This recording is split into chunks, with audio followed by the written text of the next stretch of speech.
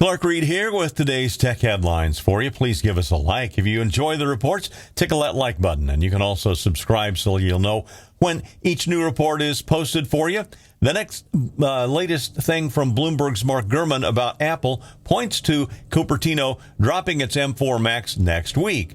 MacRumors.com reports it will likely be an online event like what Apple did with their scary fast rollout last October 30th.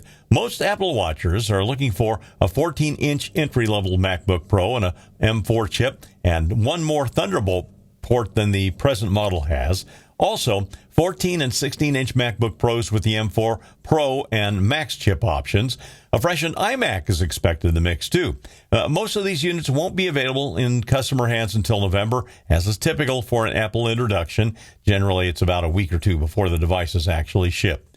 More and more spam and phishing has moved from email to messaging, and now Google Messages is bowing new features to fight through all this crud.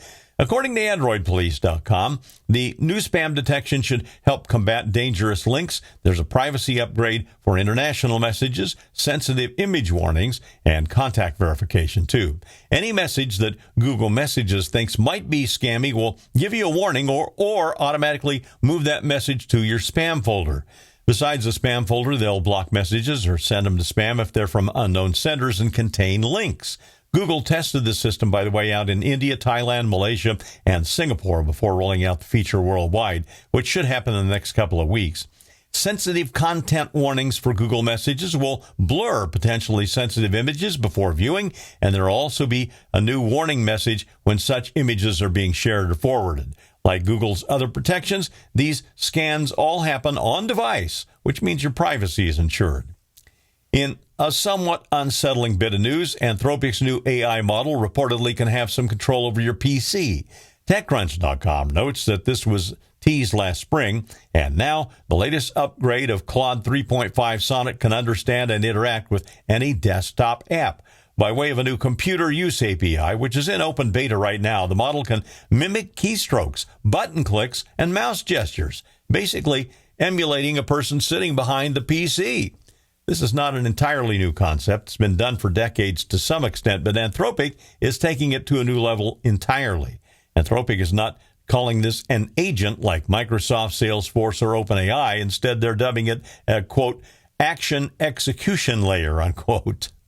Previously, Elon Musk had asked the producer of Blade Runner 2049 about using imagery from the film, and he was turned down. Now, producer Alcon Entertainment is suing Elon for using what they're calling AI-created images mirroring scenes from Blade Runner 2049, including one featuring a Ryan Gosling lookalike. And Gadget.com reports that the images were used in a slide presentation during Musk's Cybercab presentation earlier this month. Alcon says in their complaint that the copied scenes made Elon's event, quote, more attractive to a global audience, and he misappropriated the Blade Runner 2049 brand to help sell Teslas.